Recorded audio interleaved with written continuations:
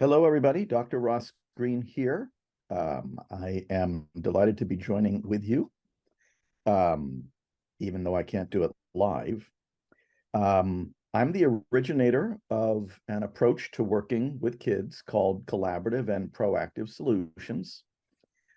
It started out a long time ago with my book, The Explosive Child, which tells you that it was, in the beginning at least, more for kids who had concerning behaviors. Now we apply the model to just about any kid who's struggling to meet a particular expectation. So let me share my slides here. And there's not going to be too many of them, just enough to give you something to look at. So once again, the name of the model is Collaborative and Proactive Solutions. That actually tells you a lot about what you're doing with kids in this model.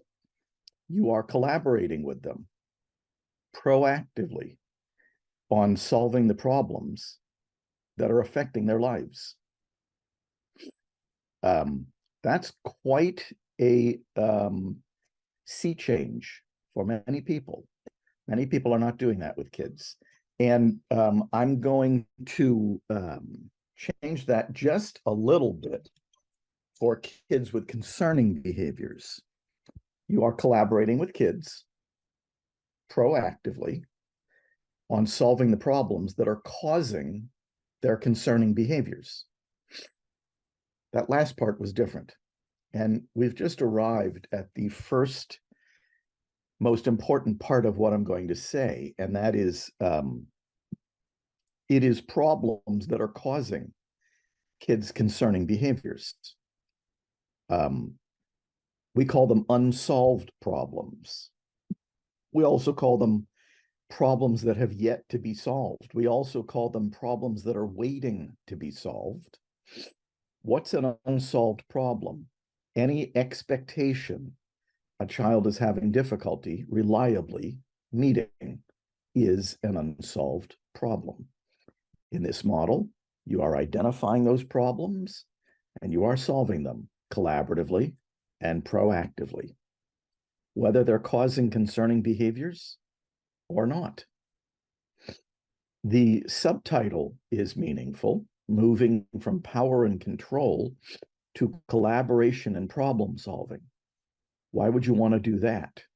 Well, in the first place, because the kids to whom we've been applying power and control methodologies the most are the ones who've been benefiting from them the least. That's a good reason to switch gears. But to tell you the truth, I wouldn't want to teach any kid that power and control is the best way to accomplish much of anything. Much better to be teaching every kid how to collaborate on solving problems. That is actually a much more important real-world skill. Now, we don't have a lot of time for me to take you through the entire model here, but I'm gonna give you the basics with a few basic themes. I think that there are a lot of things we need to change about how we treat kids with concerning behaviors and how we treat every kid. So I'm going to cover three things that we can change as my way of introducing you to the CPS model. Big thing we can change, number one. For way too long, we've been primarily focused on the concerning behaviors of kids with concerning behaviors. And we've been focused for way too long on some very straightforward strategies, mostly rewarding and punishing for modifying those behaviors. And that's not what you're doing in the CPS model.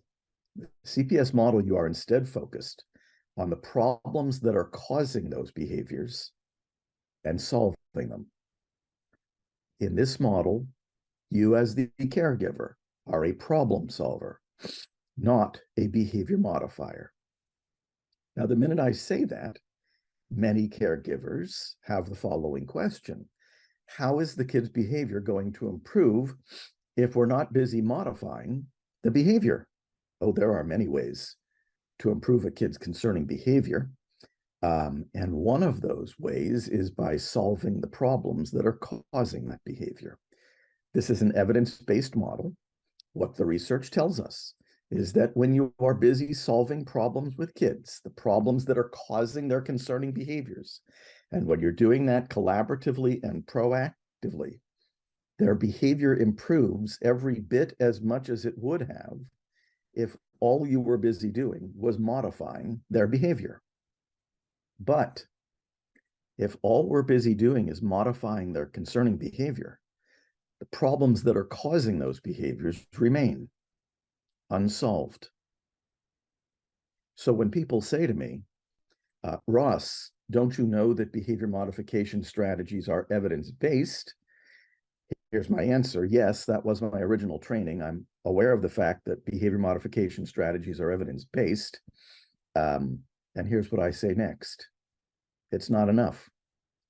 We can no longer be satisfied. We should never have been satisfied with merely improving a kid's behavior if the problems that are causing those behaviors remain unsolved.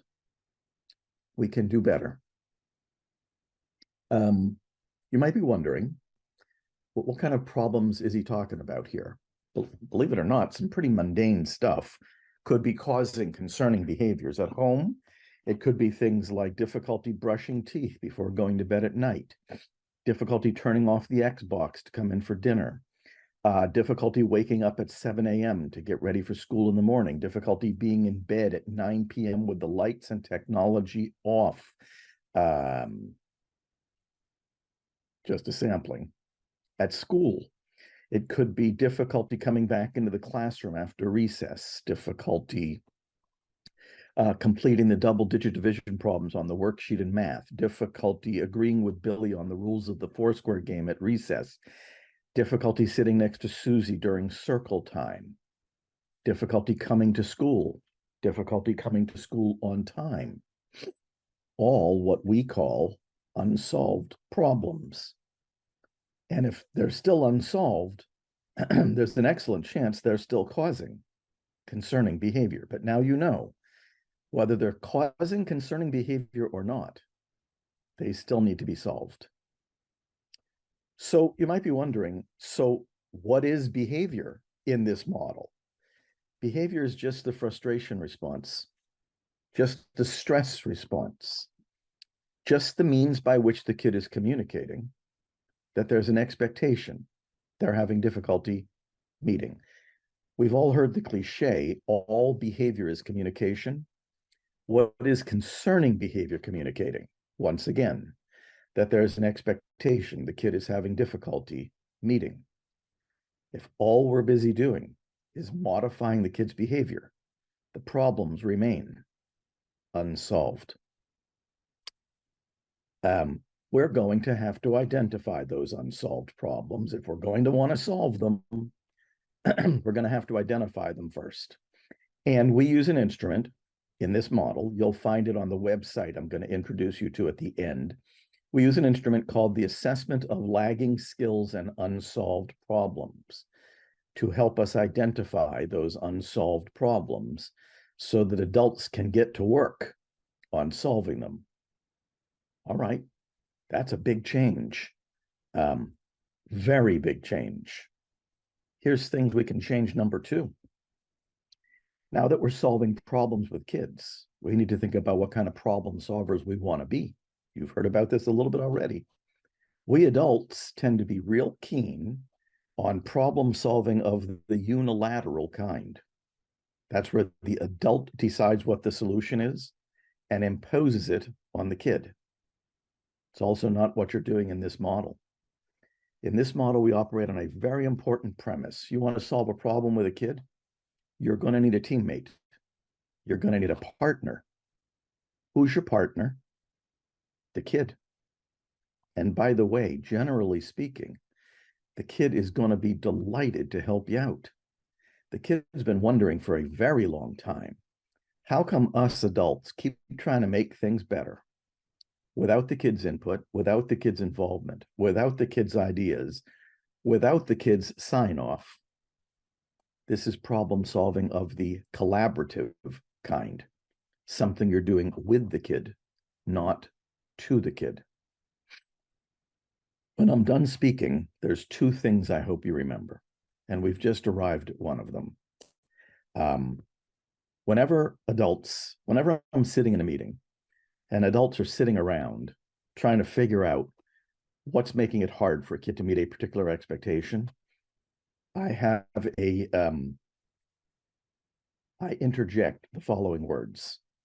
Have y'all asked the kid yet? This is an ask the kid model. Your number one source of information on what's making it hard for a kid to meet a particular expectation in this model is the kid.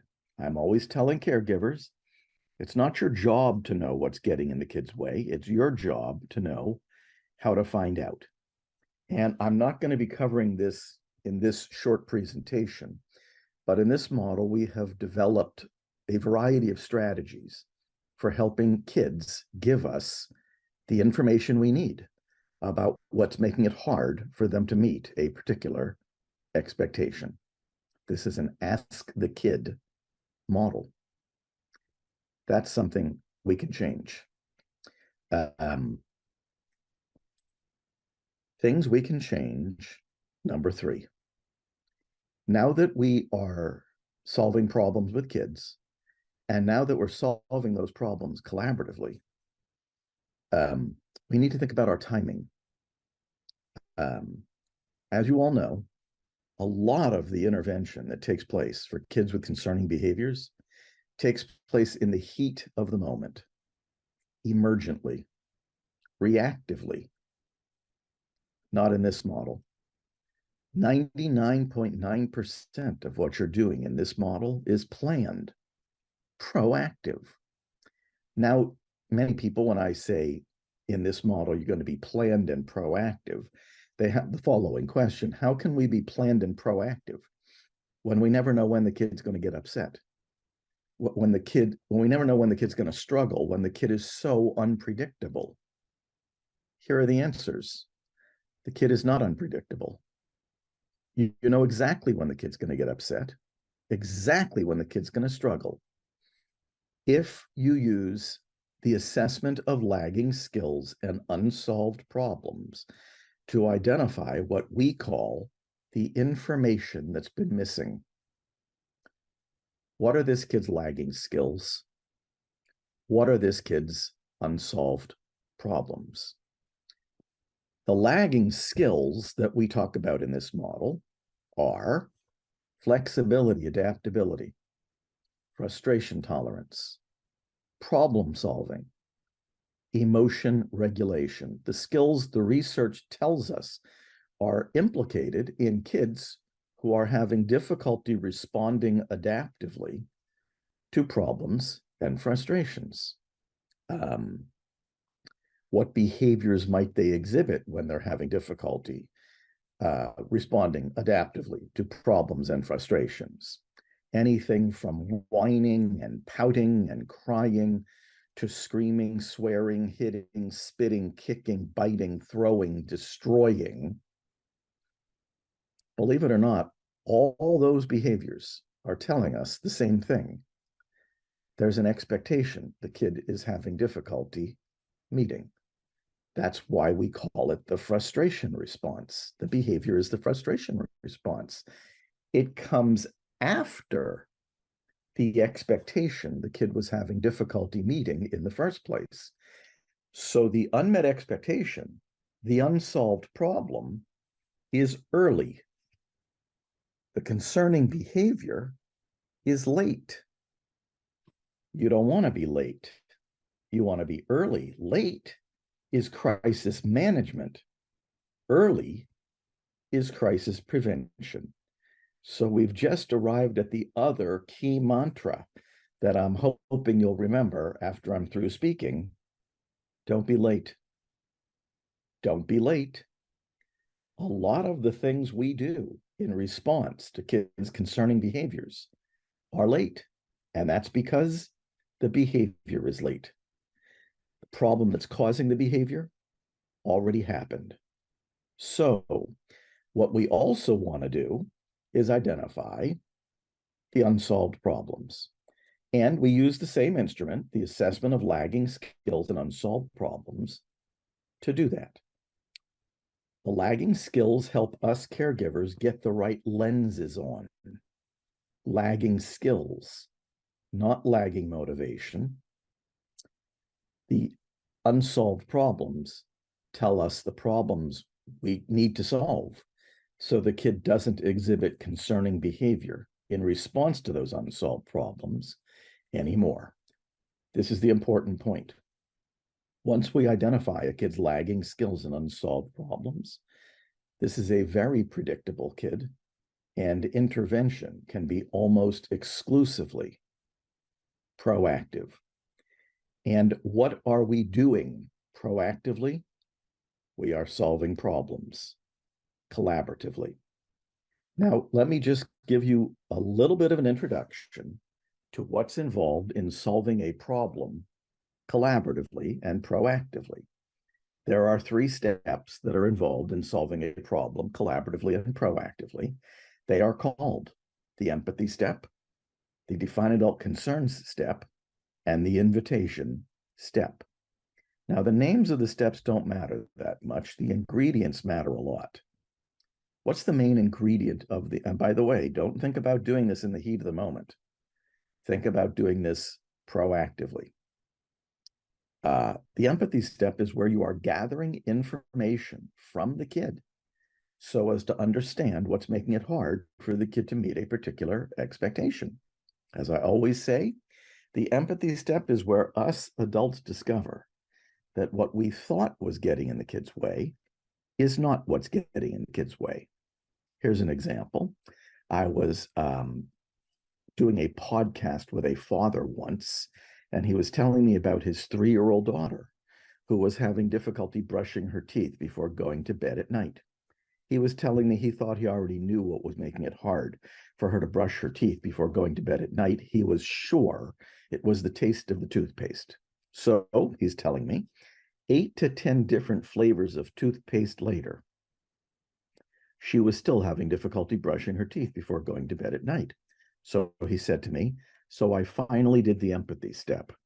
I'm thinking you should have done the empathy step first. Here's what the empathy step sounded like. I've noticed you've been having difficulty brushing your teeth before going to bed at night. What's up? She said, when you brush my teeth with the electric toothbrush, it gets water all over my face, and I hate getting water all over my face. I said to the father, well, now there's a concern 8 to 10 different flavors of toothpaste would never address. The define it all concern step. That's where the adult is entering their concern into consideration. Here's what the father's concern might have sounded like.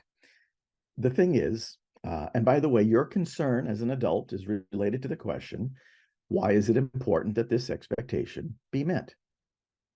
Why would it be important that the kid brush her teeth before going to bed at night? Here's what the father said. If you don't brush your teeth before going to bed at night, you're going to, then the bacteria from the food you've been eating all day is going to sit on your teeth all night. And that can cause cavities. And it kind of hurts to get cavities filled. And to tell you the truth, I'd rather not spend the money if I don't have to. The kid's concern is now on the table. The adult's concern is now on the table. Time for step number 3. It's called the invitation. This is where kid and caregiver are putting their heads together, collaborating on a solution. But a solution that must meet 2 criteria. It's got to be realistic. It's got to be mutually satisfactory.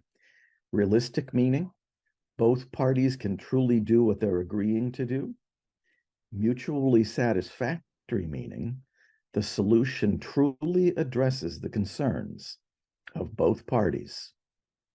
Here's what I've been saying a lot lately, and it's not just my work with thousands of kids that bears me out on it, it's world history that bears me out on it.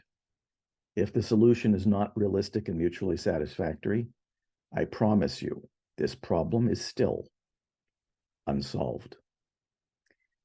Here's what the invitation sounded like. I wonder if there's a way for us to make sure uh, we don't get water all over your face when I'm brushing your teeth before you go to bed at night. And also make sure you don't get cavities, because it kind of hurts to get cavities filled, and I'd rather not spend the money if I don't have to. Believe it or not, you're then giving the kid the first crack at the solution. Not because it's the kid's job to solve the problem, it's everybody's job to solve the problem. If the kid doesn't have any ideas, I'm sure you will, but it's very good strategy. It lets the kid know beyond a shadow of a doubt you're actually interested in their ideas. I wonder if there's a way for us to make sure, once again, we don't get water all over your face when I'm brushing your teeth, and you don't get cavities. Do you have any ideas? She did. She said, could we wrap a towel around my face when you're brushing my teeth before I go to bed at night? And then we won't get water all over my face, and I won't get cavities.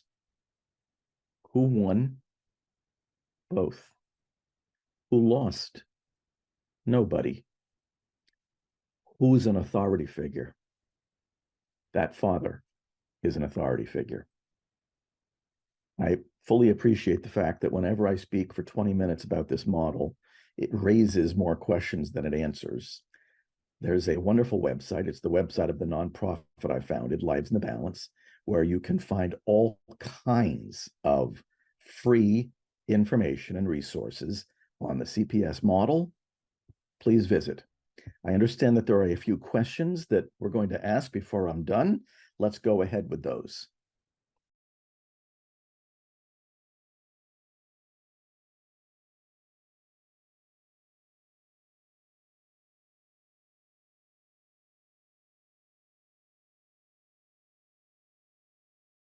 We have a few options. We could solve the problem with the entire class because it affects the entire class. We could solve the problem with just the individual student. It's a little hard for me to answer that question because I'm not sure what the unsolved problem is. So I'm not exactly sure how I would go about trying to solve it. I would actually need a specific example. But we still have the same two options, even if I don't know the specific example. Solve it with the entire class, solve it with just the one student. But it's very hard for me to know how I would go about doing it without knowing what the exact unsolved problem is.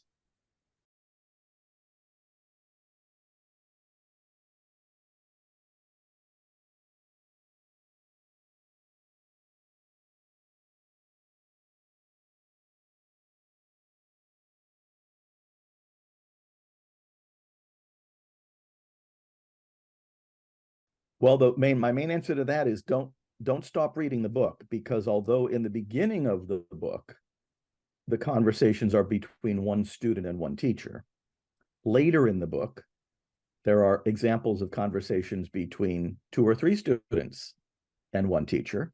And that is a perfectly fine way to do Plan B as well. Remember, we don't want to get too caught up in the technicalities here. If there are problems that are causing difficulties between two or three kids, it is those exact same 3 steps that are going to help us do it. Precisely what that looks like depends on the judgment of the teacher.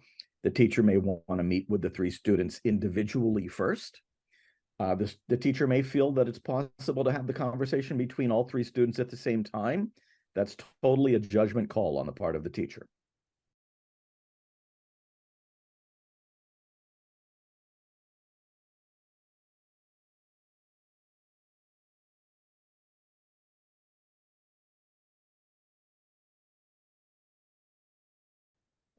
I can't think of anything else I would do to try to address the increase in behaviors that are occurring in schools post COVID-19. We have to remember, one of the things that the CPS model makes us take a very close look at, and I didn't mention this, is, are the expectations we are placing on kids truly realistic? We don't, if it's unmet expectations that are causing concerning behavior, then we need to be very careful about what expectations we're placing on kids. And here's what we've seen post-COVID-19. We've seen a rush back to normal. And we've seen a lot of kids who weren't able to handle the rush back to normal. That's why it's so important for us to recognize that it's unmet expectations that cause concerning behavior. Post-COVID-19, if there are more concerning behaviors, then something else must be going on. And that is, we are placing expectations on kids that many of them are having difficulty meeting. Now, that should cause us, if we're really doing this the right way, if we're really thinking about it, we should be taking a very close look at the expectations we are placing on kids. And I know that this was a question about school. I've just finished an editorial talking about the new normal in schools. One of the things I think COVID-19 did is it has made us take a very hard look at what we're expecting of kids in schools. Many kids are still able to meet our expectations, but many more than ever aren't. And I'm not sure that in schools we have adjusted to that reality very quickly. We have no choice but to take a look at the expectations we're placing on kids and to recognize that if a kid is exhibiting concerning behavior, it's because they're having difficulty meeting certain expectations. That's why I said at the beginning of my answer, I can't think of anything I would be doing instead of this to try to address the increase in behavior problems that we've seen in schools post-COVID-19.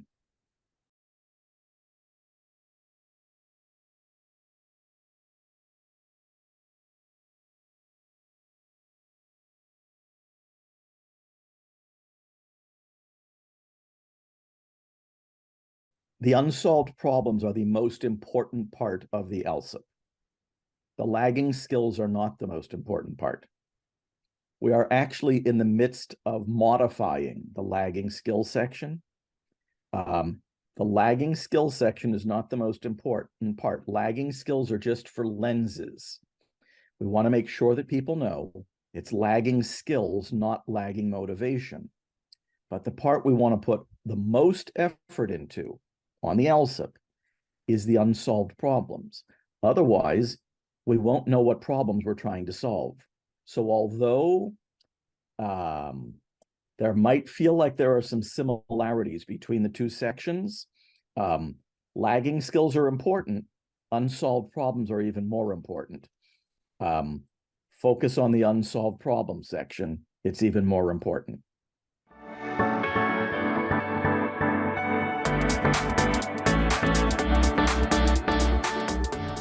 안녕하세요. 네, 제가 짧게 해야 토론을 많이 할 수 있을 것 같아서 최대한 짧게 얘기하도록 하겠습니다. 이렇게 오늘 라일리 교수님 모시고 애착에 관한 이야기를 여러분들과 할 수 있어서 굉장히 기쁘고요.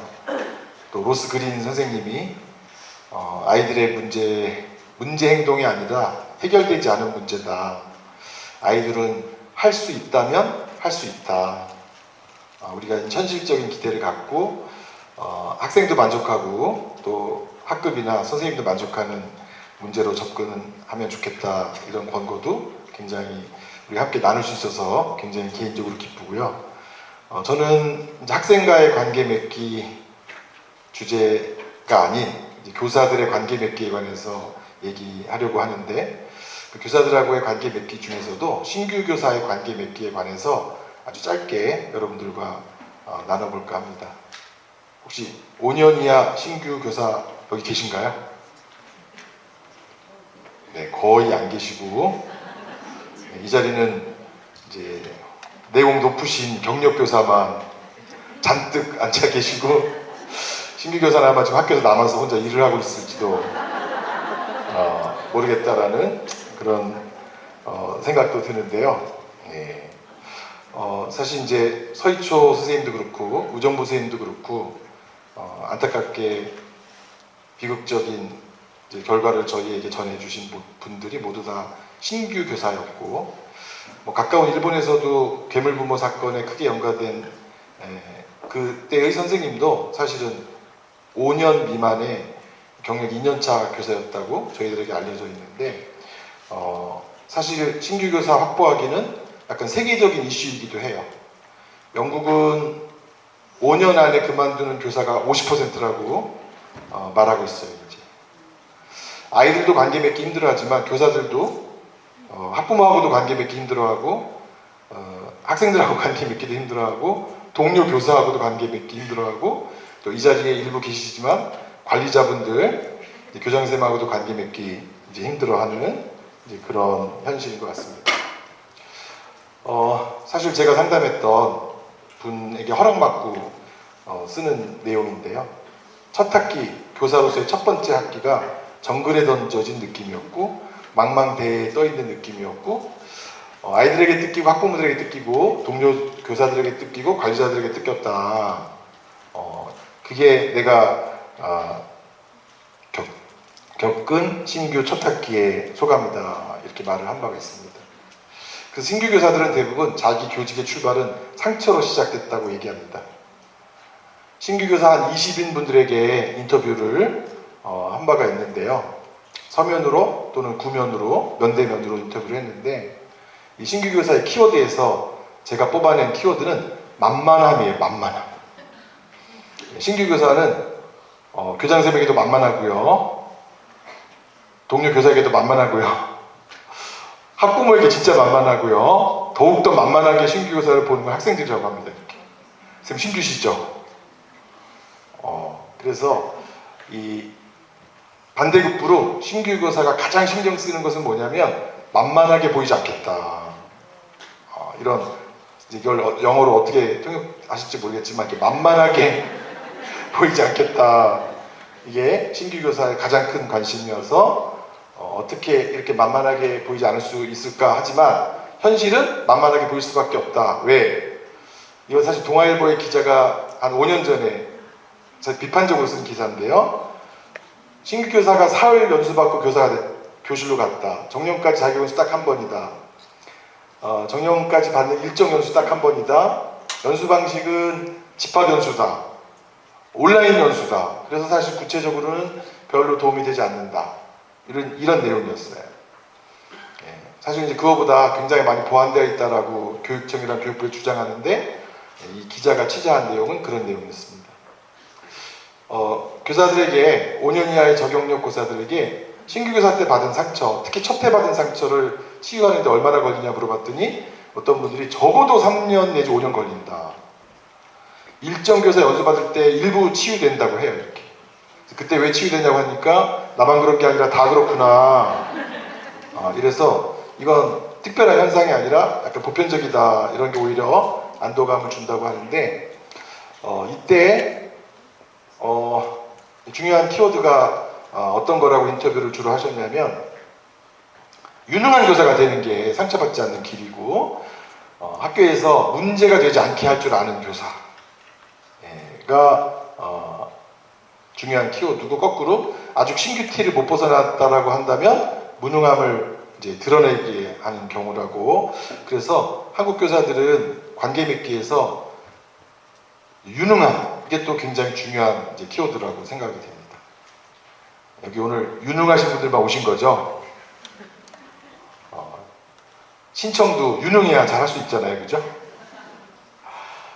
그런데 이 유능함을 무능함으로 낙인 찍는 힘들게 하는 사람이 누구냐라고 했을 때 초등은 확실히 현재 학부모가 힘들게 한다. 학부모가 나를 무능한 존재로 여긴다. 이렇게 얘기하시고 초등은 뜻밖의 선배 교사가 자기를 무능한 존재로 취급한다. 그리고 관리자 얘기를 하셨고 중고등은 학생들이 자신을 무능한 존재로 본다. 일타 강사 아니시죠? 이러면서 과목에 대한 어떤 실력 이런 걸로 무능하게 보고 또 관리자분들이 무능하게 보고 중고등은 좀 어쨌든 다른 양상을 보였습니다. 탈리스 보고서 제가 최근에 인용 많이 하는데요. 굉장히 좋은 내용을 국제적으로 5년마다 조사를 하더라고요. 교원 양성 과정에서 우리나라는 교대 졸업하고 사대 졸업하고 고시 붙으면 아까 말한 연수 받고 바로 교사로 투여되는데, 우리나라는 학사 비율은 되게 높아요. 다른 나라보다 훨씬 높지만 이게 이제 약간 우리 교사가 정말 유능한가 학벌로 보면 좀 딸린다. 실제로 여기 보시면 아시겠지만 우리나라 한국 대학 나온 교사가 62%지만 석사는 36.6%밖에 안 되고 박사는 1.0%인데요. OECD 평균은 석사가 44.2% 저희보다 높고요. 박사도 1.3으로 저희보다 좀 높은. 그래서 실제는 우리가 전반적으로 보면 학사 자격의 비율이 높아서 유능하지만 또 아주 전문적인 교사가 많이 있다 이렇게 보긴 좀 어렵고요. 또 확실히 우리나라 교원 양성 과정은 회피형 애착인 분들에게 유리한 애착인데, 무슨 말이냐면 전부 과목에 관한 거, 과목. 그래서 우리나라 교사들이 다른 나라보다 부족한 게 뭐냐면 학생의 발달에 관한 거, 이걸 어떻게 모니터링하는 게 OECD 평균보다 낮고요. 또 학생의 생활지도 및 학급 관리에 관한 것도 OECD 다른 나라보다 적게 연수를 하는 반면,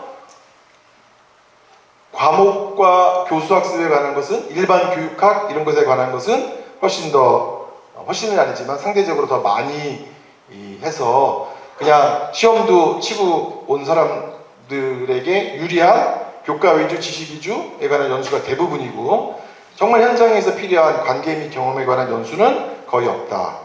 이런 상황입니다. 그래서 굉장히 다차원적이고 관긴 지식이 신규 교사에게 필요하다. 이런 얘기 넘어가고요. 또 멘토링도 굉장히 부족해요. 그래서 OECD 평균보다 신규 교사를 멘토링하는 비율이 낮아서 많은 신규 교사들이 자수성가하고 있다. 그렇게 얘기를 하고 있고, 점차 멘토링 비율이 낮아서 멘토를 해본 경험도 현재 기존 경력 교사들에게 별로 없어서 어떻게 얘네들을, 신규 교사를 도와줘야 될지 잘 모르겠다, 이런 상황이 많이 있는데, 멘토링, 멘토 포함해서 신규 교사가 뭔가 전문성을 개발할 때 어떤 게 부족하고 힘드냐, 방해가 되냐 물었더니 인센티브도 없고요. 그 다음에 OECD 가입 국가가 아래 두 개인데 일이 너무 많아서 전문성 개발할 틈이 없다. 학교 차원의 지원도 부족하다. 비용도 들고 이래서 하여튼 지금 한국 교사들의, 신규 교사들의 전문성 개발을 방해하는 요인은 굉장히 많아요. 이렇게. 그리고 동료 교사는 교사가 서로 믿고 의지할 수 있느냐 하는 것은 OECD랑 비슷해요. 옆에 계신 분을 믿을만 한가요? 그건 정말 다행인데, 이제 답답한 거는 아까 정서행동 위기 학생, 이런 학생들이 있을 때 학교가 더 추가적으로 뭔가 지원해 줘야 되는데 추가적인 지원이 있냐 하는 것에 관해서는 OECD 가입 국가에 비해서 훨씬 낮아요. 이렇게. 대다수 교사들은 학생들의 의견에 관심을 갖는 것은 OECD 평균보다 높고, 그런데 또 낮은 건 뭐냐면 대다수 교사들이 학생들의 웰빙, 건강이나 행복한 상태에 관해서 관심이 있느냐? 사실 별로 관심이 없어요. 이렇게.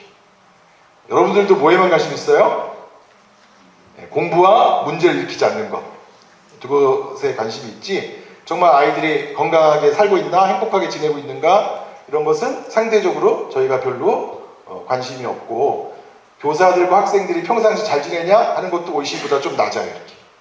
그러니까 이런 상태를 봐도 우리는 관계 맺기에 익숙해요, 관계 맺기에 어색해요. 상대적으로 더 어색한 상태다. 그런데 절대적으로 학생들과 관계 맺기를 방해하는 건 뭐냐 라고 물었을 때 한국 선생님들은 학생과 함께할 시간 자체가 부족하다. 그리고 교사가 어떤 리더십을 갖기 위해서 필요한 시간도 부족하다라고 호소하고 있어요. 절대적으로 OECD 가입 국가들과 차이가 크게 나는 것은 학생과 함께할 시간의 부족이에요. 그래서 학생하고도 시간이 없는데 옆에 교사하고 시간 보낼까요? 네가 알아서 해라. 이렇게 할 가능성이 훨씬 더 높다는 거죠. 그래서 탈리스 보고서에 따른 우리나라 신규 교사의 현실은 준비 없이 교사가 돼서 멘토링도 부족하면서 자신이 현재 갖고 있는 어려움에 관해서는 교육이 없고 시간도 부족한데 그 상황에서 전문성 개발은 되게 어렵다. 이러고 잘하라고 한다. 이런 어려움이 신규 교사의 어려움입니다. 신규 교사 어려움에 관한 논문이 국내 논문이 꽤 있을 줄 알았어요. 찾아봤더니 사실 생각보다 없더라고요. 이렇게. 생각보다 없어서 제주대학교 김강옥 선생님이 신규 교사 적응 향상을 위한 질적 연구로, 이것도 양적 연구가 아니라 질적 연구하셨는데 학급 운영과 학생 생활지도 제일 어렵다라고 벌써 한 10년 전 10년 이상 자료인데 그때도 그 얘기를 하셨고요. 또 학생 지도, 그 다음에 조언이 필요한데 조언을 해줄 사람이 없다. 또 업무가 과중하다. 그래서 신규 교사에게 많은 업무를 선물로 주시나 봐요. 업무가 과중하고 선배의 수업을 참여하고 참관했으면 좋겠는데 그럴 기회도 주어지지 않고 멘토링이 없다라고 이미 2007년도에 논문에서 신규 교사들과 인터뷰에서 그런 말씀을 하셨던 것 같아요. 교사는 수업을 하긴 하지만 굉장히 관계 맺기에 중요한 과정을 다양한 분들과 하게 되어 있는데 학생, 동료교사, 관리자, 학부모, 자기 자신 그리고 요즘은 이제 여러 팀하고 협력해야 되니까 교육 공무직, 기타 전문직 분들과도 관계를 맺고 해야 되는데 사실 이 관계에 대해서 별로 우리가 논의되지 않고 있고 논의되는 관계는 여태까지 제일 많았던 것은 학생과의 관계였어요. 반면 학부모나 교사들이 필요로 하는 특히 신규 교사가 필요로 하는 관계 맺기에 대한 지식은 부족한데 실제로 저희가 물어본 20명과 그 외에 여러 신규 교사들이 현재 가장 필요한 관계 맺기에 대한 지식은 뭐냐라고 했을 때 신규 교사는 압도적으로 특히 초등학교일수록 학부모하고의 관계가 가장 어렵고 그것에 대한 지원과 연수가 필요하다라고 얘기를 했습니다. 그리고 신규 교사에 대한 지원을 하기 위해서 경력 교사들하고 간단한 워크숍을 했어요. 짧은 워크숍을 했는데 경력 교사들끼리 신규 교사에게 이거를 가르쳐야 돼 라고 하는 게 두 진영으로 확 나뉘더라고요. 어떤 분들은 신규 교사일수록 철학이 필요해. 철학을 가르쳐야 돼. 교육 철학이 현장의 실천보다 우선이야. 그래서 교육 철학을 강조하는 그룹이 있고요. 반면에 당장 급한 것부터 빨리 가르쳐줘. 테크닉부터 빨리 가르쳐. 이런 두 개의 그룹이 있는데 물론 이게 다 절충적으로 다 필요한 건데 하나만 하라고 하면 어떤 걸 해야 될까요? 네. 굉장히 팽팽하더라고요. 팽팽해.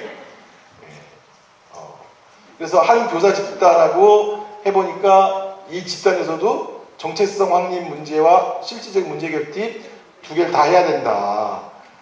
그런데 하나 우선적으로 해야 된다면 입장이 갈린다는 거고요. 교사 정체성이 과연 그 사람이 있느냐 없느냐 이게 교사 출발 때부터 중요하다. 그래서 자신의 아이덴티티와 관계에 대한 그런 성찰을 하도록 하는 시간이 필요하고 신규 교사한테 너무 주눅들고 난 아무것도 할 줄 없는 게 없는 것 같아. 난 바보인 것 같아.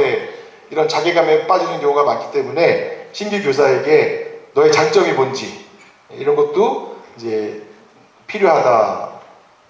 체계적으로 하는 게 필요하다. 이런 얘기를 했습니다. 결국 경력직 선배들하고 얘기를 해보니까 교사 정체성과 철학, 학급 지도 및 관계 이해, 그리고 애착 및 자기 이해 이런 게 필요하다라고 얘기를 했는데요. 저경력 교사들한테 물어보니까 다른 입장이에요.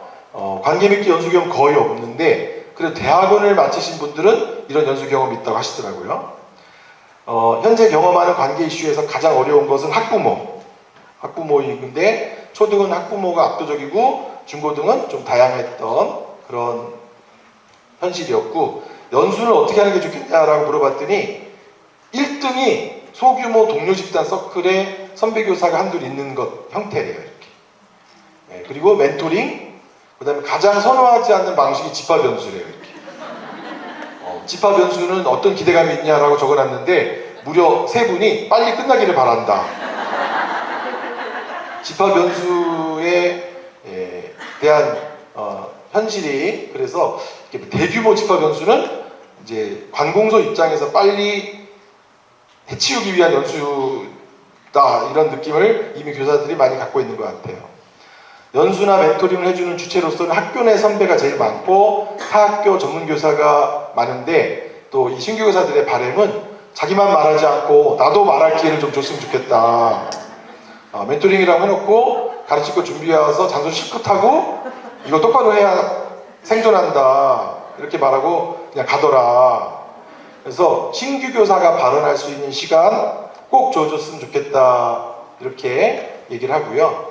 또 신규 교사로서 혹시 학교 현장에서 감정 조절이 안 되거나 관계에 대한 어려움 때문에 어떤 실수나 과오를 한 적이 있냐라고 물었더니 감정의 변화나 기복은 꽤 갔는데요. 교실 안에서 이런 감정적 도전을 많이 받고, 특히 최근에 여러 가지 생활상의 스트레스의 영향을 많이 받아서 교사의 스트레스를 말할 시간이나 프로그램이 있었으면 좋겠다. 약간 충격. 현재 신규 교사로서 받고 있는 어려움에 관해서 가장 많이 상의하는 사람이 누구냐 그랬더니 부모래요. 1위가 부모. 이게 이제 약간 우리나라의 어떤 독특한 상황인지 모르겠는데요. 학교 내 선배 교사가 2위고 동창들한테 물어보는 게 3위다. 현재 우리나라 신규 교사의 어려움은 누가 해결해주고 있어요? 부모들이 해결해주고 있다. 현실은 그렇다는 건지. 그리고 가장 필요하고 시급한 관계 기술 중에 어떤 게 필요하냐라고 물어봤더니 제일 첫 번째가 거절하기 기술이래요. 학부모의 요청을 거절하기, 학생들의 과도한 요청을 거절하기, 그리고 이제 뭐 관리자 분들의 요청을 거절하기 기술이 제일 자기네가 필요한 관계 기술이다, 이런 얘기를 했습니다. 그러면서 신규교사 인터뷰를 하면서 3대 요청을 제가 순위대로 정리를 해봤더니 학부모 및 관계 맺기 구체적인 기술, 학급 운영, 신규교사 고충 및 발언 기회, 이런 게 필요하다라고 신규교사들이 말을 했습니다.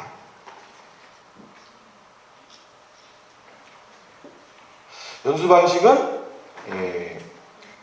동기들과의 서클 형태 및 집단 토의에서 발언도 하고 도움도 받고 이해도 받는 게 가장 원하는 방식이다라고 얘기를 했고요. 교사로서 적합한 거 아니냐? 아직 다 5년 이하 분들이었는데 적합한 거 아니냐라고 물었더니 상당히 다 적합하다고 하시더라고요. 이렇게. 나는 적합한데 학교가 문제다, 학생들이 문제다, 이렇게 생각하시는 분들이 굉장히 많고, 자신의 성장 과정이 현재의 교직에 반영된다고 대부분 얘기하시더라고요. 내가 성장했던 과정이 자기가 공부만 했기 때문에 학생들 확실히 관계가 어렵다, 이런 것에 대한 인지도 많이 하고 있었어요. 과정 중심, 관계 중심, 메타 인지가 성장할 수 있는 그런 연수 경험이 필요하다고 얘기하셨고, 자기에 대한 이해, 관계에 대한 이해, 이런 것이 필요하다고 얘기하지만 이런 자기가 관계를 맺는 것에 관해서 학교에서 얘기해 본 적이 없다. 이런 얘기를 해볼 기회가 있었으면 좋겠다라고 얘기를 하셨고요. 신규 교사를 위해서 아까 우리 교수님도 말씀하신, 라일리 교수님도 말씀하신 학교 내 안전기지가 있냐 물었더니 선배 교사나 여기서도 부모가 안전기지를 했지. 부모는 학교 안에 없지 않냐? 마음에 있다. 그래서 이제 우리나라 신규 교사가 20대 초반부터 이제 30대 초반까지 연령대가 걸쳐 있는데요. 신규 교사를 위한 안전기지 효과에 대한 기대는 현재 없다, 이렇게 말을 하기도 했지만, 학교 내 안전기지로서 가능성이 있는 활동이나 조직이 뭐냐 그랬더니 전문학습 공동체, 이런 것들이 기대할 만하다라고 적어낸 분들이 있었어요. 제가 종료할 시간인데요. 아까 이제 신규 교사가 그만두고 싶은 순간은 이제 자괴감 때문이다. 그래서 교사를 그만둬야 할까? 이런 생각을 하게 되는 이유가 학부모들과의 만남에서의 자괴감, 이 자괴감을 주는 대상도 다 존재한대요. 교사로서의 자괴감을 신규 때 많이 보고하는데, 이때 동료 교사에게 도움을 받았냐, 받지 못했느냐, 이 굉장히 교직의 행복의 큰 요인인 것 같아요. 이때 신규인데 선배 교사나 다른 교사의 도움을 받았으면 자괴감이 빨리 사라지고, 이때 도움을 받지 못했으면 자괴감이 지속되면서 동시에 혼자 처리해야 되는 그런 힘든 감정이다. 내가 이러려고 정말 교사가 되었는가 하는, 그래서 이제 표어는 자괴감에서 자신감으로 갈 수 있게 해달라, 이런 표어로 정리할 수 있을 것 같아요. 그래서 자신감은 어떤 요소로 자신감이 필요하냐라고 물었더니, 관계의 안정감, 그리고 수업의 자신감, 학생 지도의 자신감, 학부모 관계의 자신감이 생겼으면 좋겠다. 근데 이거 생겼으면 좋겠는데 어떻게 얻을 수 있겠냐? 이것의 원천이 어디서 원천을 찾을 수 있겠냐? 라고 했더니, 약간 짜고 친 것처럼 얘기했는데, 전문학습 공동체다. 학교에 기댈 때가 아마 그런 형태의 조직인 것 같아요. 지속적인 성찰과 학습을 지원할 전문학습 공동체. 근데 이걸 어떻게 해결하고 있느냐? 각자가 마치 과거에 학원 다니면서 중고등학교 때 문제를 해결했듯이, 누구는 하브루타 가고, 누구는 PDC 가고, 누구는 원투쓰리 가고, 누구는 배움의 공동체 가고, 각자 자기 방식대로 하는데, 이 학교 안에서 신규 교사를 위한 전문학습 공동체 프로그램이 있었으면 좋겠고, 아까 이제 안정애착으로 가야 이제 교사들이 학생들을 잘 지도할 수 있다고 우리 라일리 교수님이 얘기했는데, 안정애착 경험을 갖고 있는 멘토와 안정기지로서의 전문학습 공동체가 있었으면 좋겠다. 그래서 신규 교사들이 우리도 성장하고 싶다, 그런 열망이 없는 게 아니다. 그래서 신규 교사의 성장하고자 하고는 열망을 함께 해달라라고 제 강의를 종료하도록 하겠습니다. 감사합니다.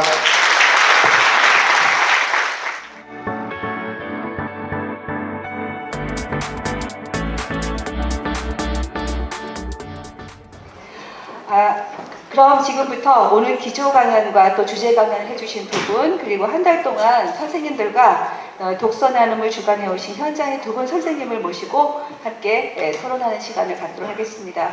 기대감이 없으신가요? 예, 박수 부탁드립니다.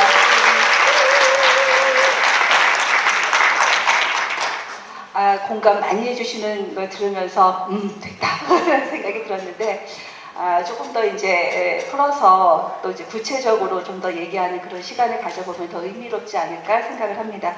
예, 본격적인 토론에 앞서 함께 자리하신 토론 패널 분들을 소개해드리겠습니다. 네, 앉아 계신 순서대로 소개 올리겠습니다.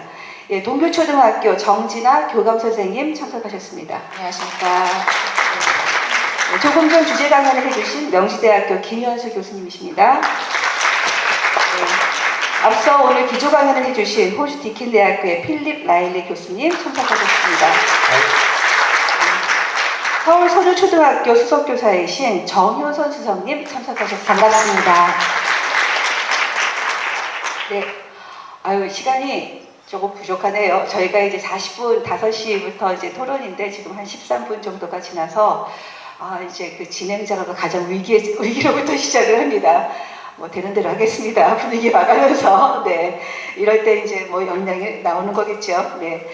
그럼 토론을 여는 의미에서 앞서 주제 강연을 해주셨던 그 필립 라일리 교수님께 제가 먼저 좀 질문을 할까 합니다. 예, 안녕하세요, 교수님. 네, 직접 뵙게 돼서 너무 반갑습니다. 한국 방문은 이번이 처음이신가요? Yes. 예. 처음이시니 짧지만 인상 깊으셨던 장면. 한 이틀 그저께 오신 걸로 알고 있어요. 예.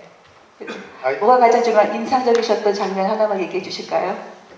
I came 2 days ago, late on the first day. So yesterday I visited the palace, which was amazing, absolutely amazing, and learned about the alphabet, which was also amazing, that the king invented. That was incredible. And that's all I've done. And then I went on the hop-on, hop-off bus 네. and just stayed on it. So I haven't seen much. But what I have seen, it's such a beautiful place, Seoul, and the country and all the people. 네. Wonderful. 네, 그렇습니다. I'm very 잘 honoured. 오셨습니다. 네, 잘 오셨습니다. 그래서 이제 저희가 이제 애착에 대한 얘기를 들었는데요. 좀 인상 깊게 좀 잘 들었습니다. 저의 과거를 한번 투사해봐야 되나 이런 생각도 해봤고요. 근데 애착은 결국 이제 얼마나 우리가 관계 맺기를 잘 할 수 있을까에 대한 어떤 그 기본이 되는 얘기 같았습니다. 근데 요즘 이제 저희는 한국 사회 요즘 한국 사회가 겪고 있는 학교 교육의 이슈에 대해서 들으셨는지 잘 모르겠습니다. 처음 오셨다고 하니까 좀 궁금한데, 그래서 저희는 사실 좀 궁금한 게 호주 상황이 좀 궁금해요.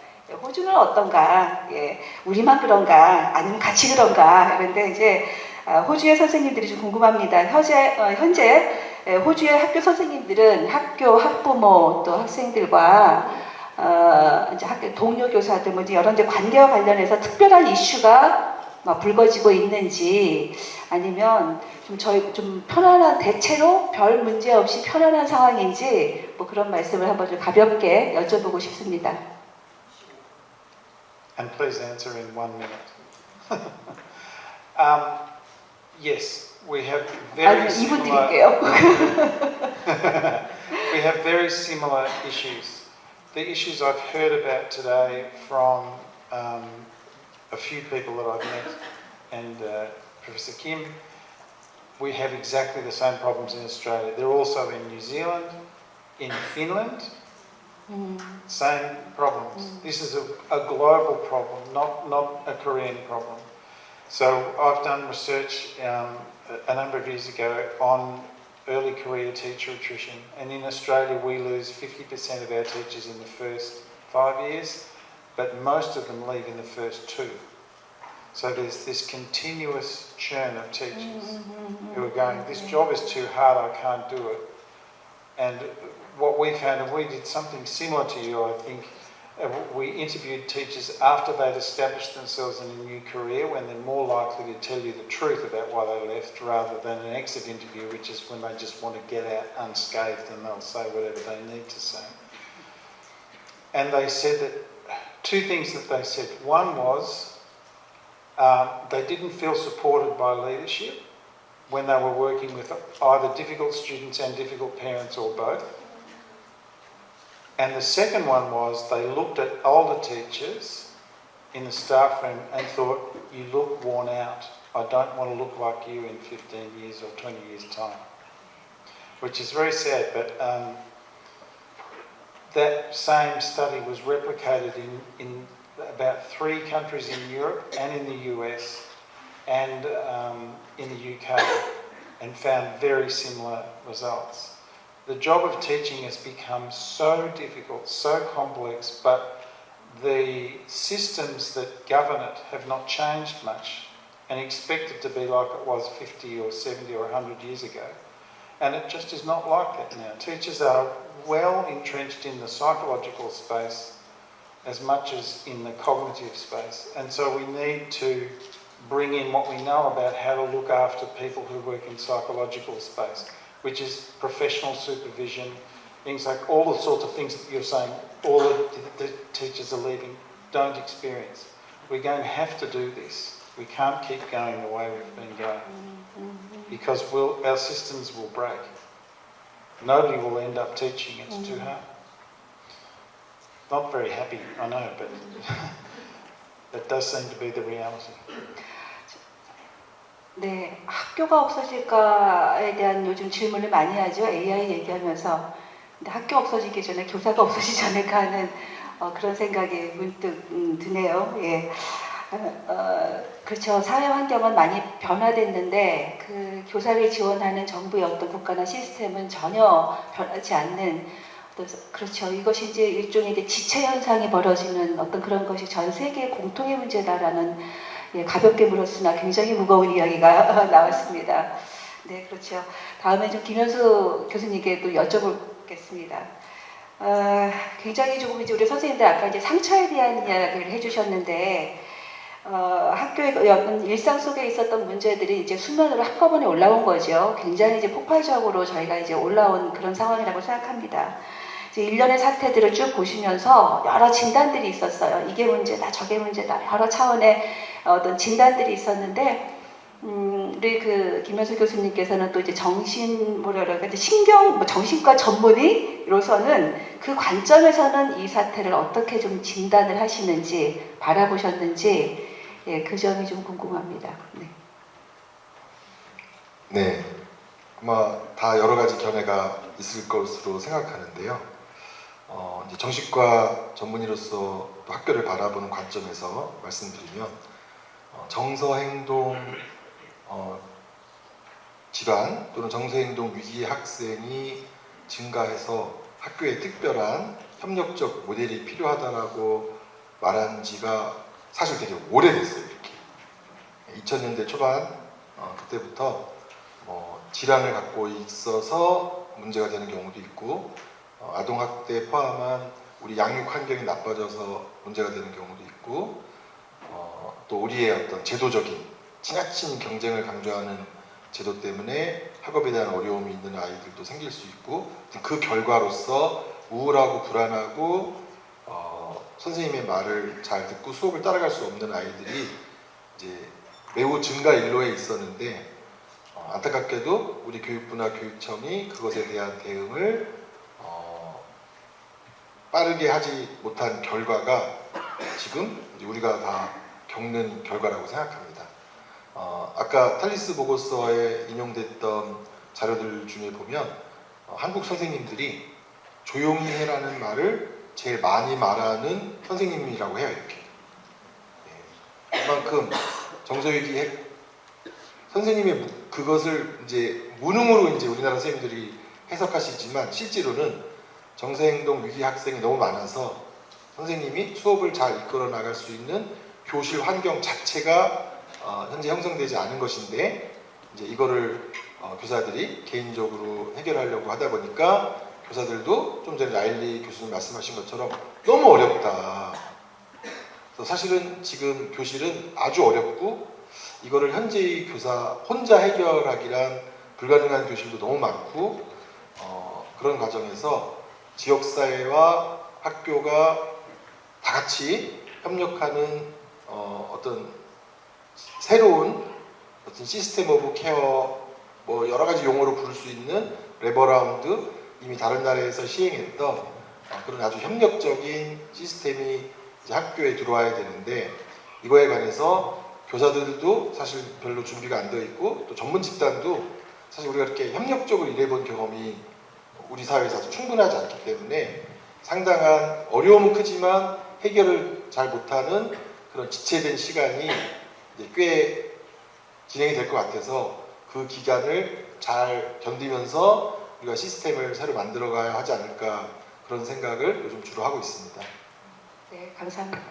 저 연구자로서 그 코로나19가 딱 했을 때 계속 그 무슨 문제가 생기고 있는가에 대한 진단에 대한 연구를 계속해서 설문조사를 굉장히 많이 했던 것 같아요. 저희가 3년간의 연구들은 계속한 그 설문조사였던 것 같습니다. 근데 이미 다 예견되어 있었던 것들이죠. 그런데 설문조사는 연구만 있었을 뿐 거기에 대한 대처가 필요하다는 말만 했지, 거기에 대한 변화는 저희가 없었던 것, 바로 이것이 저희에게 오늘 우리에게 이런 결과들을, 또 이런 모습을 가져오는 게 아닌가, 이런 생각이 들었습니다.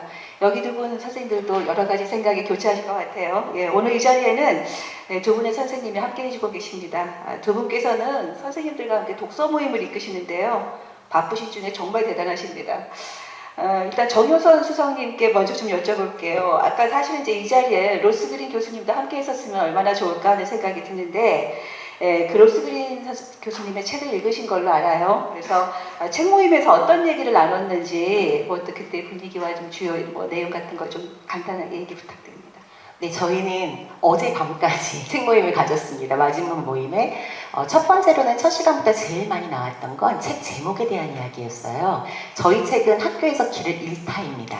그러면서 많은 분들이 책 제목이 너무 좋아서 선택했어요. 하고 들어오셨다고 그러시더라고요. 그런데 문제는 뭐냐면 책을 읽으면서 보니까 뭐야? 학교에서 길을 잃은 게 내가 아니었어? 학생이라고? 내가 지금 길을 잃어서 어쩔 줄 모르는데 이런 말씀을 하셨어요. 정말 많은 분이 동의를 하셨거든요. 그래서 저는 그 부분을 보면서 많은 선생님들이 내가 학교에서 길을 잃은 주체라고 느끼는 그 자체가 너무 좀 서글펐습니다. 사실은. 예, 그게 있었고요. 두 번째는 책에 가장 많이 나오는 아이들은 할 수 있으면 잘한다는 말을 굉장히 공감하신다는 거였어요. 많은 분들이 너 왜 안 해? 이런 말씀 많이 하시는데 사실은 내가 너 왜 안 해? 라고 말하는 것이 아니라 그 아이와 소통을 해서 네가 할 수 없는 것이 무엇이고 그렇다면 네가 지금 할 수 있게 하려면 내가 무엇을 줘야 하는지 그것을 먼저 내가 생각했어야 되는구나 해서 자기 반성을 하신 선생님들이 정말 많으셨습니다. 그래서 그 문장 하나가 저희들한테 주는 울림이 굉장히 컸었고요. 세 번째는 이 책에 보면 아까 해결되지 않은 문제들 그런 문제들을 가진 학생들이 있을 때 단순히 교사와 학생의 협력만이 아니라 주변에서 그 교사와 학생과 더불어서 함께 협력해주는 주체적인 주체들이 많이 있었습니다. 존재들이. 그런데 아까도 김현수 박사님 말씀하실 때 정글에 홀로 버려진 것 같다 이런 느낌 말씀하셨잖아요. 많은 교사들이 나는 우리 반에서 또 나에게 어떤 문제가 일어나면 많은 사람들이 나와 협력해주는 게 아니라 나 혼자 책임져야 되는 문제로 떠안고 있는 것 같다. 그 부분이 너무 속상하기도 하고 부러웠다라고 말씀하셨고요. 마지막으로는 결국 이런 이야기들을 토론을 이끌다 보니까 모든 것이 다 학생과 교사와의 관계가 가장 중요하구나 라는 것에 귀결이 되더라고요. 그래서 어쩜 이렇게 책이 다 다른데도 우리 관계 교실 이야기했던 것처럼 모든 문제가 관계로 이렇게 귀결이 될까라는 이야기를 하면서 많이들 공감을 했었습니다. 네. 네, 감사합니다. 예, 사실 이제 그 관계의 중요성을 모르는 교사는 별로 없을 텐데, 그렇죠? 예, 그럼에도 불구하고 이제 관계가 참 어려운 것 같습니다. 일단 오늘 그 필립 라일리의 강연 내용에서도 이제 같은 맥락이 있었는데요. 이제 선생님께서 느끼셨던 관계의 어려움이 있으셨을 것 같아요. 그런 것을 이제 필립 라일리에게 질문을 한번 해주시면 어떨까요? 예. 이제 요즘에 교육 현장에 어려움들이 많이 늘어나면서 주변에 보면 예전에 안 그랬었는데 이런 아까 말씀하신 회피형, 거부형, 자 이러한 패턴, 애착 유형을 보이는 패턴, 그 애착 유형의 패턴을 보이는 교사들이 늘어나고 있어요. 그러다 보니까 그분들이 주위의 학생이라든가 아니면 동료 교사나 학부모와 갈등도 많이 겪고 어려움을 많이 겪는데 곁에서 제가 있으면서 동료 교사로서 그분을 위해서 해줄 수 있는 것이 즉 안전기지가 내가 되어주려면 구체적으로 뭘 어떻게 해줘야 되는지 몰라서 안타까울 때가 많거든요. 그래서 좀 더 구체적인 방법을 꼭 여쭤보고 싶었습니다. 네, 네, 회피형 교사가 많죠. 동료 교사들을 어떻게 도와야 될지 구체적으로 좀 알고 싶다고 하십니다. 저희는 구체적인 걸 좋아합니다. It's a very good question. It's a very good question. Because if you move too close towards them, they want to push you away, as I was saying before. And it is a systemic problem. This is also a reaction to too much work. When I just simply have too many things to do, I push people away. And there's been really interesting research done. It started in Canada by Robert Vallerand and his colleagues, and it's travelled around the world around passion. And a lot of teachers are passionate teachers. And passion, there's two types of passion. There's a healthy passion, which is protective and is good for you, and there's an obsessive passion, which is very bad for you. And avoidant attachment can be like obsessive passion. And what they found was if people get overwhelmed and they're obsessively passionate, they tend to reject real help when it's offered. And so you, as the nice person coming along to help, get rejected and go, well, this is not working. But it's actually not about you, it's about them. And so partly we have to reduce the pressure on them, which turns into stress for them. But partly that's a kind of a workload issue. And I think Professor Kim's right. This is a systemic problem that has to be looked at systemically first, as well as, you know, trying to do with your colleague who's in the next room the best that you can do. But if we don't address the systemic issues first, we're just tinkering with things that are never... It's a bit like Professor Green was saying. If we don't solve the underlying problem, the behaviours will just keep coming. I know that's not a very good answer, but it's very difficult to work in a system that seems to be getting worse as the days go on.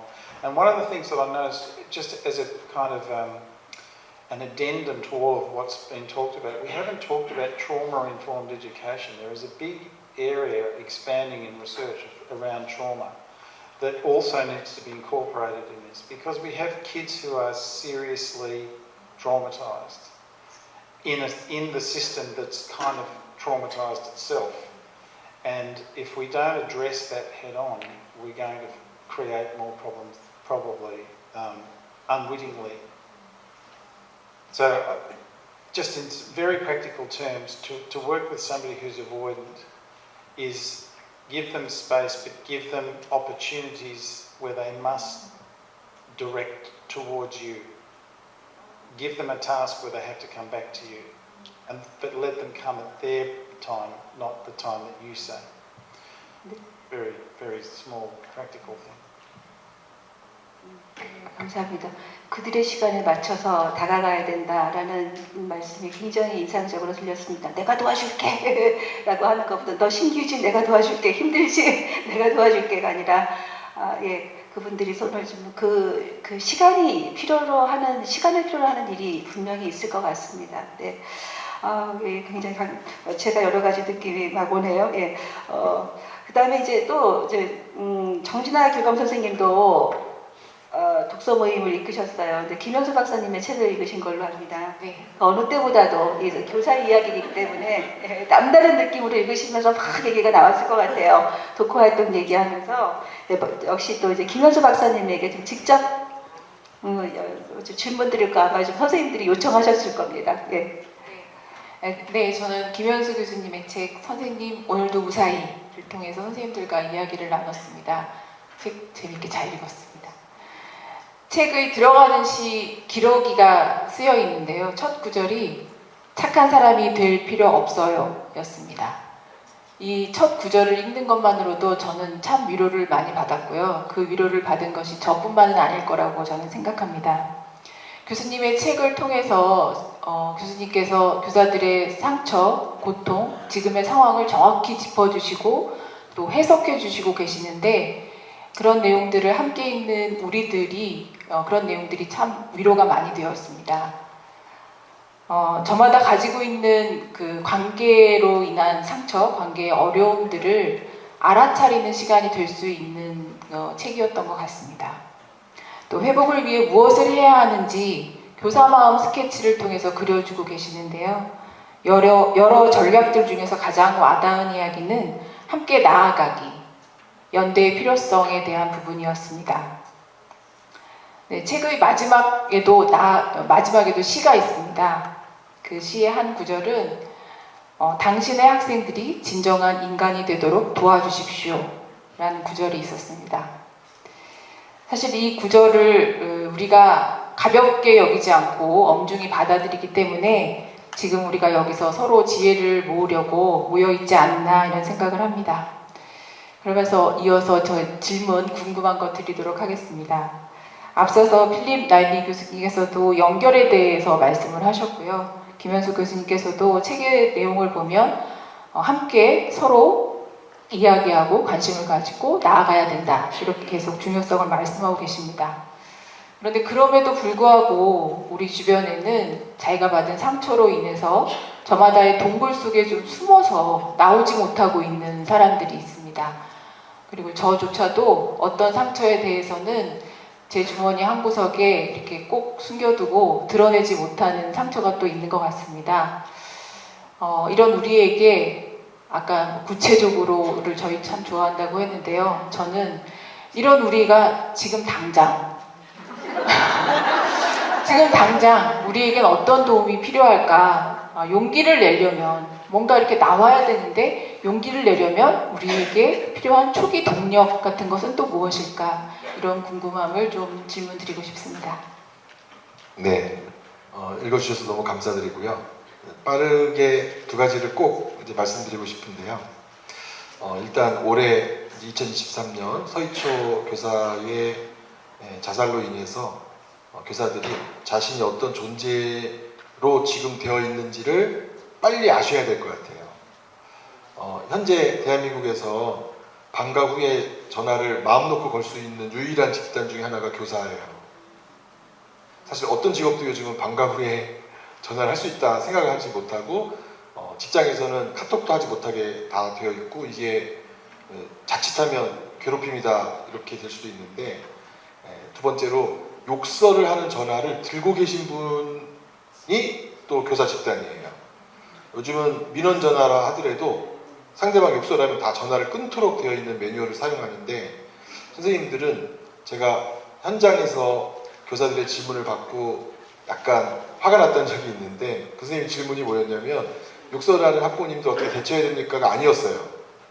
질문의 내용이 뭐였냐면 욕설하는 학부모에게 전화를 다 받았는데 이 아픈 마음을 어떻게 달랠 수 있습니까?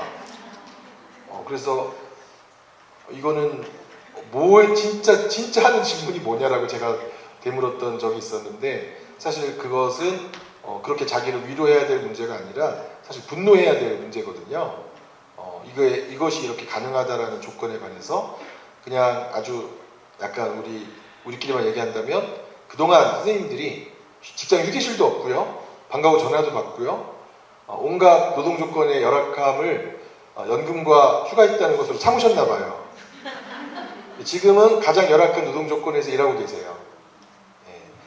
저희가 일하고 있는 기관에서도요. 어떤 환자나 또는 어떤 민원인이 폭력을 쓰거나 어떤 난폭한 행동을 했을 경우 그 일을 담당했던 직원분들은 그 일이 마친 다음에 다 쉬게 해줘요. 이렇게 아예 1시간, 2시간 이렇게 시간을 정해서 쉬게 해주기도 하는데 현재 우리나라 선생님들은 난폭한 아이를 물어뜯김을 당하면서 아동학대 신고 안 당하도록 어떻게든 잘 말린 다음에 그런 다음에 또 고개를 돌려서 머리를 흔드시고 야 우리는 수업하자 이렇게 노동을 확 전환하는 인격에 큰 변화를 주는 그런 이제 상황이어서 사실 존재가 사회적으로 약간 무너진 현재 상태다라고 하는 거를 선생님들이 잘 알고 국민들을 설득하실 필요가 있을 것 같아요.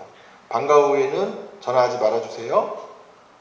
그리고 그것을 내년 24년도 새 학기를 시작하기 전에는 학교에서 모두 교장 선생님이 학부모님들에게 가정통신문에 민원 전환 이렇게 하시고 방과 후에는 연락하지 마시고 교사의 업무를 존중하고 권한을 지켜주세요 라고 하는 게 당장 필요한 그런 조치인 것 같아요. 아니면 뭐 빠르면 지금이라도 학교에서 이렇게는 하지 말아주세요 라고 하는 게 필요한 것 같고요. 두 번째는 저는 이제 부모님들에게는 괴물부모 현상이 우리 사회의 큰 공동체를 파괴하는 현상이라고 말한다면 교직사회에서는 유능한 담임 신화, 전능한 담임 이게 교직을 파괴하는 하나의 잘못된 신화라고 생각해요. 그래서 아까 우리 수석교사님 말씀하신 것처럼 어떤 어려운 업무가 생겼을 때 나 혼자 다 해결한다 그런 생각으로 개인주의적 사고에서 벗어나지 못한 상태가 되면 교사들은 계속 힘들어질 수밖에 없다고 생각이 되고 그래서 제가 표현으로는 개인주의 사고의 종언을 해야만 교사들은 나아질 것이다.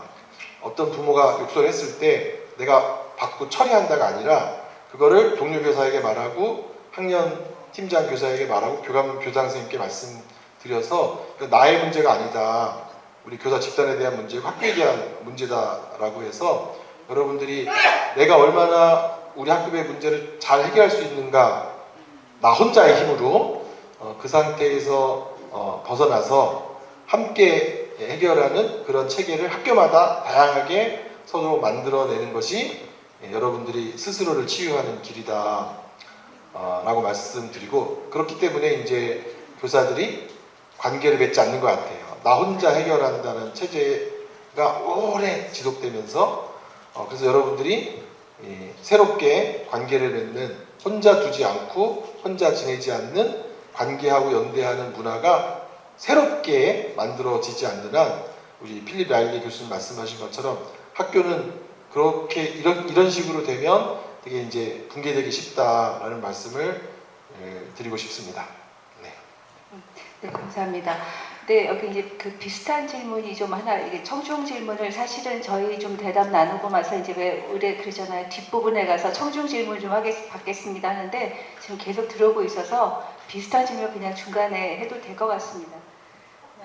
이제 아까 필립 라일리가 이제 선배 교사가 이제 후배 교사를 이렇게 이제 지원할 때 이제 뭐 시간, 그가 기다릴 수, 시간의 거리를 좀 두는 것, 뭐 이런 말씀도 해주셨는데, 청중께서 김현수 박사님에게 좀 더 이런 질문을 해주셨어요. 선배 교사로서 신규 교사에게 도움을 주고 싶은데 나이 차이가 있어서 조심스럽습니다. 어떤 것이 지혜로운 거리감이라고 생각하시나요? 좀 더 우리 사회를 잘 알고 계신 김현수 교수님께 특별히 질문을 드린 것 같습니다. 이 나이 차. 네. 저도 좀 겪고 있습니다.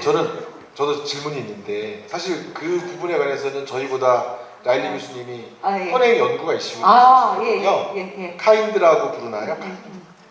네임드? 네. 그튼 그 카인드라고 해서 본인이 선생님께서 직접 아마 신규 교사 만나서 신규 교사의 어려움이 어떤 것인지 신규 교사의 멘토링 및 치유 프로그램을 해보셨기 때문에 저는 이제 시간 관계상 그 카인드 프로그램의 소개와 그 경험, 좋습니다. 경력 있는 교사가 신규 교사를 어떻게 이끄는 게 좋은지 그런 거에 대해서 토영 선생님 물어봐 주신 거죠? 네, 저도 그 카인드에 대한 소개와 경력 교사가 신규 교사를 도울 때 어떤 걸 신경 써야 되는지 한번 선생님의 조언을 듣고 싶습니다. That's actually what I'm going to talk a bit about tomorrow. But I can talk about it now. Right. Time-wise, I don't mind. 살짝. 예. So kind is a way of mentoring not just young teachers. It's been adapted in lots of different ways. We have used it in Australia a lot to mentor new principals as well. So experienced principals will use Kind to run discussions for incoming principals. And whenever you take a new job, you are by definition incompetent in that job at the beginning. So this is a way of helping people through that transition period of knowing who I am in this new role. And it starts with the here and now. It's limited to 6 one-hour meetings. It starts with tell me about the here and now, then tell me how you got here. So what's my history? What is it about me that got me to this point in time now? And then now that I'm here and I know how I got here, where do I want to go? So there's sort of 2 sessions of the here and now, 2 sessions of history and 2 sessions of future focus. But one of the important aspects of it is it's limited. Mentoring often has failed because nobody knows when it starts and finishes. So this is a very kind of rigid framework within which there's a nice simple structure, but the mentee or the protege, whatever word you might use, sorry about the cultural thing, the French would say protege, we sort of say mentee in Australia now, actually provides the content. And the mentor does a lot less talking because principals particularly take on this role, and principals love the sound of their own voice. And it's much better for them to be quieter and listen hard, but listen with insight. And tomorrow I'll talk a bit about how they do that. So is that enough for now? Taster for tomorrow to bring you back. 네, 예, 자세한 얘기 궁금하시면 내일 또 오시면 됩니다. 저희 국제교육 포럼은 이틀이라는 거 잊지 않으셨죠? 예. 사실은 이제 제가 예. 한마디로 그냥 제가 말씀을 드리면 이건 아까 로스 그린 선생님의 미해결 문제를 도우는 것과 거의 같은데요. 꼰대가 되지 않는 관점은 가르치려고 하면 꼰대고요. 도와주려고 하면 선배 교사예요. 그래서 아까 우리 아이들에게 물어보듯이 로스그린이 너는 뭐가 힘드냐 라고 물어보고 도와주시면은 도움을 아이들이 협력적인 파트너로 함께 받아들일 수 있는데 이거 꼭 알아야 된다. 이걸 해야 된다 라고 선배교사가 생각하는 것을 가르치시면 벌써 이 MZ세대들은 꼰대구나 하는 걸 확실히 알게 돼서 도와주려고 하시지 가르치려고 하지 말아라 그렇게 간단히 메시지를 전하고 싶습니다. 네, 도와주려고 했는데 왜 가르치려 드느냐 그러면 어떡하죠?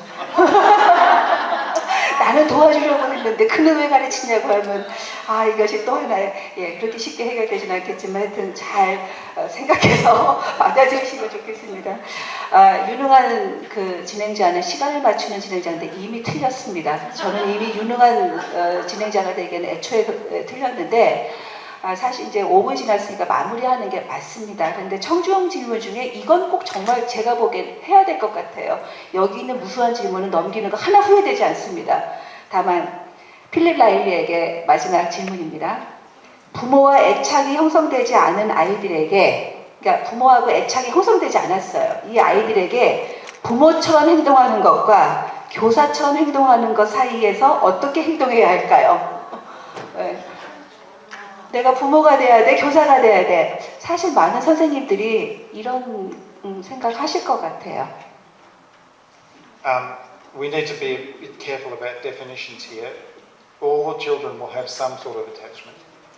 The question is, how much can you interfere with that if you think it's a very bad, insecure attachment? And if the worse it is, the longer it's going to take and the more you have to be careful to intervene, but the more consistent you have to be as well over a long period of time. And one of the ways to think about this that's very simple, it's a take-home message, was my very first principal said to me as I was a very young teacher, you don't have to like every child you work with, but you do have to love them. And I think that in essence is what it is.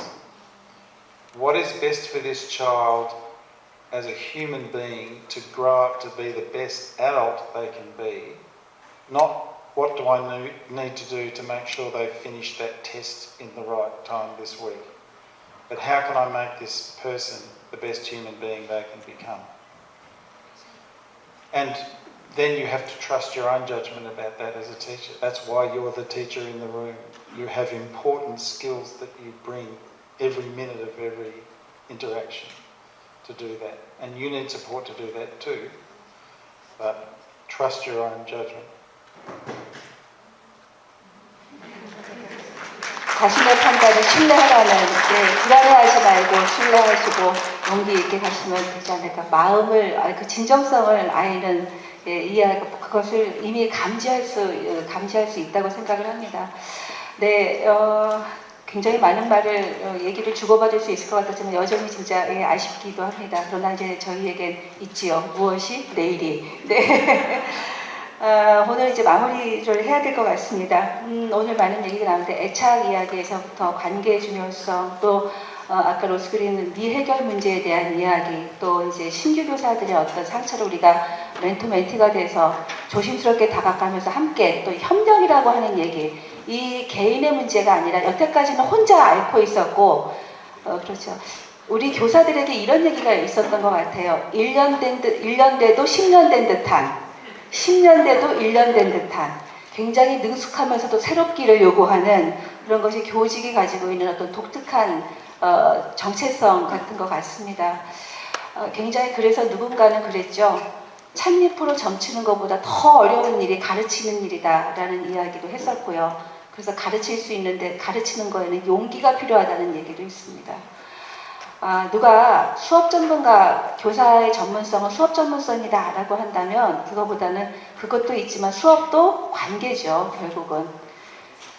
필립 라일리의 책에 서문에 이게 있었어요. 아이들에게 3RS가 필요하다면, 읽고 쓰고 세마기가 필요하다면 교사들에게도 3R이 필요하다. relationship. 네, 관계 전문가가 되시기 바랍니다. 예, 오늘 마무리는 이렇게 하도록 하고요. 네, 이런 그 애착의 관계, 불안까지도 껴안는 훌륭한 선생님이 되실 거라고 보십니다. 예, 마지막으로 추운 날씨에 이렇게 발걸음하시고 끝까지 이 자리를 함께해 주신 청중 여러분께 깊은 감사의 말씀을 드리고 오늘 이 자리 끝까지 함께해 주신 또 가장 귀한 말씀 나눠주신 두 분의 교수님 또 두 분의 선생님 정말 감사드립니다. 이것으로서 토론을 마무리하도록 하겠습니다. 감사합니다.